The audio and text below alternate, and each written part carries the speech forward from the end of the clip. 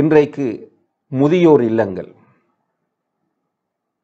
இந்த முதியோர் இல்லங்களில் கூட பெற்றோரை கொண்டு போய் அனுமதிக்கிற, சேர்த்து விடுகிற பிள்ளைகள் முஸ்லிம் சமுதாயத்திலும் இன்று அதிகரித்து கொண்டு வருவதை நாம் பார்க்கிறோம்.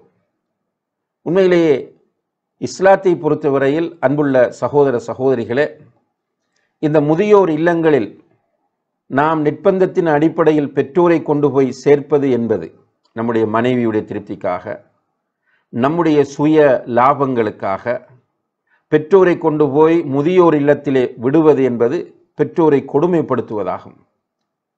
பெற்றோரை கொடுமைப்படுத்துவது என்பது சாதாரணமான ஒரு குற்றம் அல்ல. ஒரு நாள் நபிகள் நாயகம் ஸல்லல்லாஹு அலைஹி வஸல்லம் அவர்கள்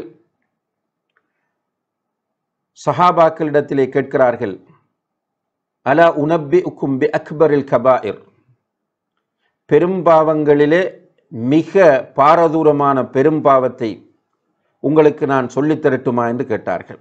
பெரும்பாவங்களில் பாரதூரமான பாவங்கள் கேட்டுவிட்டு சொன்னார்கள், அஷ்ஷிர்கு பில்லா வ உக்கூகுல் வாலிதைன். புகாரி முஸ்லிமில் வரக்கூடிய ஹதீஸ் இது. அல்லாஹுக்கு இணை வைப்பது பெற்றோரை நிந்திப்பது என்று சொன்னார்கள். அல்லாஹுக்கு இணை வைப்பது பெற்றோரை நிந்திப்பது. சுப்ஹானல்லாஹ்.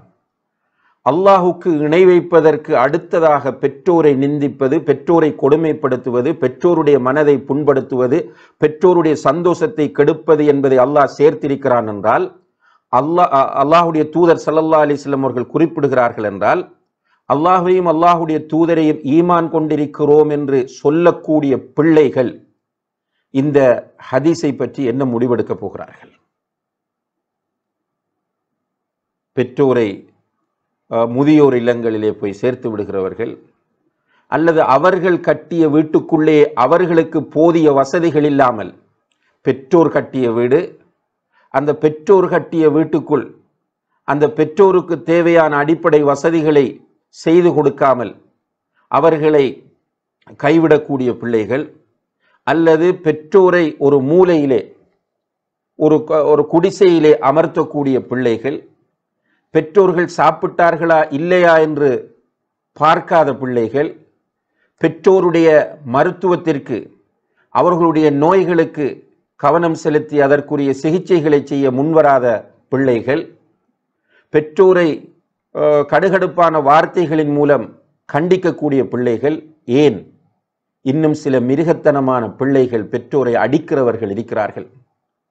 பெற்றோரை உடலியல் ரீதியாக நிந்திக்கக்கூடியவர்கள் இருக்கிறார்கள்.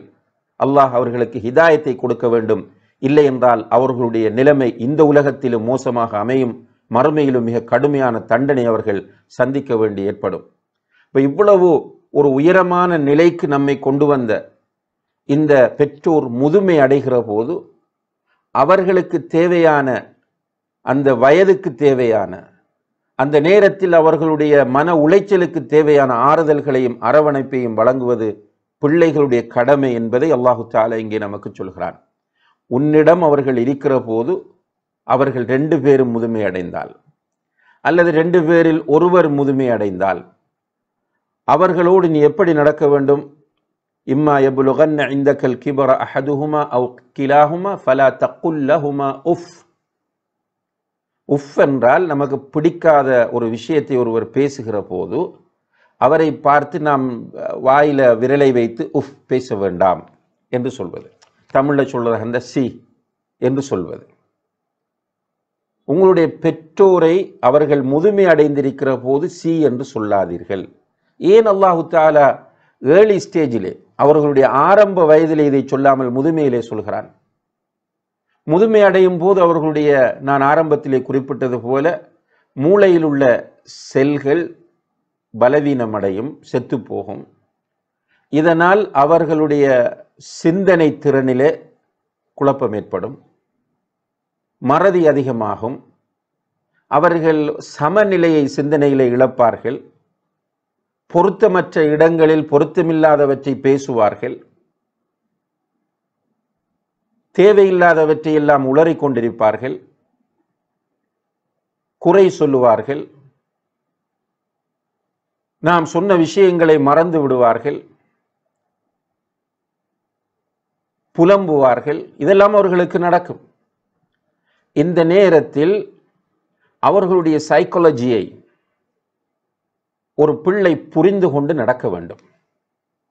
இது ஒரு சோதனை. இவர்களுக்கு, பிள்ளைகளுக்கு அல்லாஹு தஆலா தருகிற பெரிய ஒரு சோதனை இது. இல்லை என்றால் அல்லாஹ் விரும்பியிருந்தால் அவர்கள் முதுமை அடைய அடைய இன்னும் முதிர்ச்சியை கொடுத்து அவர்களை ஸ்மார்ட்டாக வைத்திருக்கலாம். ஆனால் பெரும்பாலானவர்கள் 99% என்று சொல்லலாம், முதுமை அடைகிற போது இந்த பலவீனம் அவர்களிடம் வரும். அல்லாஹ் அப்படி ஏற்பாடு செய்திருக்கிறான். எதற்காக என்று கேட்டால் பிள்ளைகளை சோதிப்பதற்காக. இப்போ பிள்ளைகள் இதிலே மிக நிதானமும் கவனமும் தேவை. பெற்றோர் உளரும் போது வாயை பொத்து அல்லது அவர்களை திட்டுவது, ஏசுவது, அவர்களை கொண்டு போய் ஒரு மூலையிலே போட்டு விடுவது. என்னென்னு கேட்டால், உட்கார்ந்திருந்தா வைஃபோட சண்டை போடுவா, பேர பிள்ளைகளோடு ஏதாவது சண்டை போடுவார், இப்படி காரணங்களை சொல்வது. சண்டை செய்யத்தான் செய்வார்கள், குறை சொல்லத்தான் செய்வார்கள். அவர்கள் மட்டுமல்ல, நம்முடைய பெற்றோர்கள் மட்டுமல்ல, இன்ஷா அல்லாஹ் நாமும் தான். ஸ்மார்ட்டாக இருக்கிற பிள்ளைகளே, வாலிபத்தோடு இருக்கிற பிள்ளைகளே, இன்றைக்கு நமக்கு 40 இருக்கலாம், 45 இருக்கலாம், 50 இருக்கலாம். இன்ஷா அல்லாஹ் நாமும் 60 70 வாழப்போகிறோம். நமக்கும் பிள்ளைகள் இருக்கிறார்கள். அல் அல் அல் அல் ஜஸாஉ மின் ஜின்ஸில் அமல் என்று உலமாக்கள் குறிப்பிடுவார்கள். அதாவது செயலுக்கேற்ற கூலிதான் கிடைக்கும். யாரெல்லாம் தங்களுடைய பெற்றோர்களை நிந்திக்கக்கூடிய பிள்ளைகளாக வாழுகிறார்களோ நிச்சயமாக அவர்களுடைய பிள்ளைகள் அவர்களை நிந்திப்பார்கள். இதை நீங்கள் மறந்துவிட வேண்டாம்.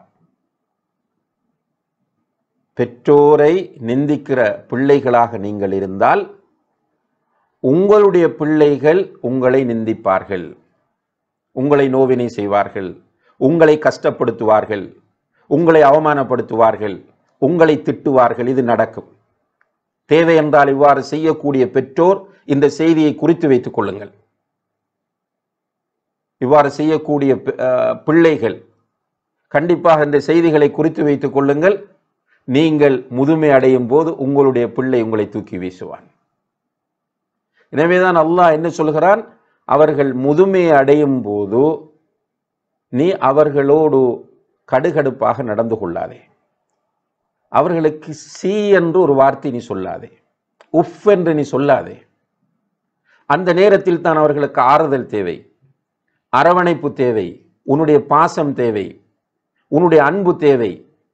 எனவே அவர்களுக்கு நீ, அல்லாஹு தஆலா சொல்கிறான், ஃபலா தன்ஹர்ஹுமா, அவர்களை நீ துரத்தவும் வேண்டாம், சி என்று சொல்லவும் வேண்டாம், துரத்தவும் வேண்டாம். டிஸ்டர்ப் பண்ணிட்டே இருப்பாங்க, டோர்ச்சர் பண்ணிட்டே இருப்பாங்க. அந்த டோர்ச்சரை பார்த்து, அந்த டிஸ்டர்பன்ஸை பார்த்து நீங்கள் வீட்டை விட்டு போய்விடுங்கள், எல்டர்ஸ் ஹோமுக்கு, முதியோர் இல்லத்திற்கு போய்விடுங்கள் என்று பெற்றோரை துரத்தி விடாதீர்கள், உங்களோடு வைத்துக் கொள்ளுங்கள். வக்குல் லஹுமா கௌலன் கரீமா, கண்ணியமான, சங்கையான, மரியாதையான வார்த்தைகளை அவர்களுக்கு நீங்கள் பேசுங்கள். அல்லாஹு அக்பர். அன்புள்ள சகோதர சகோதரிகளே, இந்த குர்ஆன் வசனம் ஒவ்வொரு முஃமினுக்கும், ஒவ்வொரு பிள்ளைக்கும் கட்டாயமான ஃபர்து ஐன் ஆகிய குர்ஆன் வசனமாகும். பின்பற்றுவது ஃபர்து ஐன் ஆகும். எவ்வளவு யதார்த்தத்தை அல்லாஹ் இங்கே சொல்லுகிறான் என்று பாருங்கள். உங்களுடைய பெற்றோர் முதுமை அடைந்து விட்டால் சி என்று சொல்ல வேண்டாம், அவர்களை நீங்கள் துரத்த வேண்டாம், கண்ணியமாக, மரியாதையாக அவர்களோடு பேசுங்கள். வஹ்ஃபித் லஹுமா ஜனாஹ ذுல்லி மினர் ரஹ்மா, இரக்கம், ரஹ்மத் என்றால் இரக்கம், அன்பு, கருணை. அன்பு, இரக்கம், கருணை என்கிற இறக்கையை அவர்களுக்கு நீ தாழ்த்து. சுப்ஹானல்லாஹ். அன்புள்ள சகோதர சகோதரிகளே, ஒரு நாள் ஒரு நபித்தோழர் ரசூலுல்லாஹி அலைஹி வஸல்லம் அவர்களோடு ஹிஜ்ரத் செய்வதற்காக வேண்டி வருகிறார். வந்து சொல்கிறார், யா ரசூலல்லாஹ், நான் ஹிஜ்ரத் செல்வதற்காக வந்திருக்கிறேன், ஆனால் என்னுடைய பெற்றோர் அழுது கொண்டிருக்கிறார்கள் நான் போவதை வைத்து என்று சொன்னபோது அல்லாஹ்வுடைய தூதர் சொன்னார்கள், திரும்பி போய் அவர்களை நீ அழ வைத்தது போன்று சிரிக்கவே என்று சொன்னார்கள். இன்னும் ஒரு சந்தர்ப்பத்தில் ஒரு நபித்தோழர் ஜிஹாத் செய்வதற்காக வேண்டி வருகிறார். வந்து சொல்கிறார், யா ரசூலல்லாஹ், நான் ஜிஹாத் செய்ய வந்திருக்கிறேன் என்று சொன்னபோது அல்லாஹ்வுடைய தூதர் கேட்டார்கள், உன்னுடைய பெற்றோர் உயிரோடு இருக்கிறார்களா என்று கேட்டார்கள். ஆம் என்று சொன்னபோது, உன்னுடைய தாய் உயிரோடு இருக்கிறார்களா என்று கேட்டார்கள். ஆம் என்று சொன்னபோது, அவருடைய பாதத்தை நீ பற்றி பிடித்துக்கொள், அங்கே சுவர்க்கம் இருக்கிறது என்று சொன்னார்கள். அன்புள்ள சகோதர சகோதரிகளே, இந்த அளவுக்கு இஸ்லாம் பெற்றோரோடு நடப்பதை நமக்கு வலியுறுத்தி இருக்கிறது. எனவே சிம்பிளாக எடுக்க வேண்டாம். உங்களிடத்தில் வந்திருக்கிற கல்வி, உங்களுக்கு வந்திருக்கிற இப்போது இருக்கிற இமேஜ், உங்களுக்கு வந்திருக்கிற மனைவி, உங்களிடம் இருக்கிற பொருளாதாரம், எல்லாவற்றுக்கும் ஏணியாக இருந்தவர்கள் உங்களுடைய பெற்றோர்தான் என்பதை நீங்கள் மறப்பீர்களாக இருந்தால் நிச்சயமாக இந்த உலகத்தில் நீங்கள் இழிவை சந்திப்பீர்கள். மறுமையிலே கடுமையான வேதனைக்கு நீங்கள் உள்ளாக்கப்படுவீர்கள். எனவே இந்த நிலைக்கு கொண்டு வந்த உங்களுடைய பெற்றோரை நீங்கள் எப்போதும் கண்ணியப்படுத்த வேண்டும், மதிக்க வேண்டும் என்பதிலே கவனமாக இருந்து கொள்ள வேண்டும்.